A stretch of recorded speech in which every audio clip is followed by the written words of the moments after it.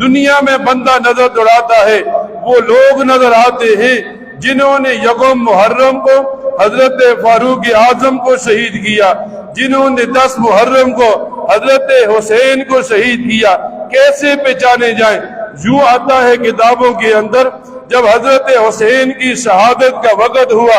حضرت حسین شہید کیے جا رہے ہیں، اپنی بہن کو بلاتے ہیں اور بہن کو منع کرتے ہیں، جب میں شہید کر دیا جاؤں تو نے صبر کرنا ہے، تو نے سینے کو نہیں پیٹنا، تو نے بالوں کو نہیں نوچنا، تو نے آواز کے ساتھ نوحہ نہیں کرنا، نہیں رونا۔ اب جب حضرت حسین شہید کر دیے گئے، بہن آتی ہے آپ کے لاشے پر اور کھڑی ہو کر کہتی ہے میں نوحہ نہیں کرتی، میرے نانا نے منع کیا، میرے بھائی نے منع کیا، بلکہ آپ کی بہن کہتی ہے میں تو خوش ہوں، کل قیامت کا دن ہوگا، مجھے بلایا جائے گا، فلاں شہید کی بہن آئے۔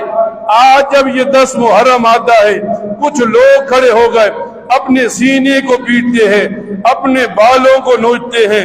اپنی زبانوں سے نوحہ کرتے ہیں، اپنے آپ کو مارتے ہیں، کالے سیاہ کپڑے پہن لیتے ہیں، کہتے ہیں ہمیں حسین کے ساتھ محبت ہے، ہم حسین کے ماننے والے ہیں۔ یہ نوحہ حسین کے مظلوم قتل پر ہے، یہ اپنے آپ کو مارنا حسین کے قتل پر ہے۔ تو انہیں بتایا جائے گا، نبی کریم صلی اللہ علیہ وسلم نے فرمایا جس نے اپنے سینے کو پیٹا، جس نے اپنے بالوں کو نوچا، جس نے نوحہ کیا، اپنی زبان سے اونچی آواز کے ساتھ رویا، نبی علیہ السلام نے فرمایا اس کا ہمارے ساتھ کوئی تعلق نہیں۔ آج مسلمان کے سامنے ایک طرف نبی علیہ السلام کی حدیث ہے،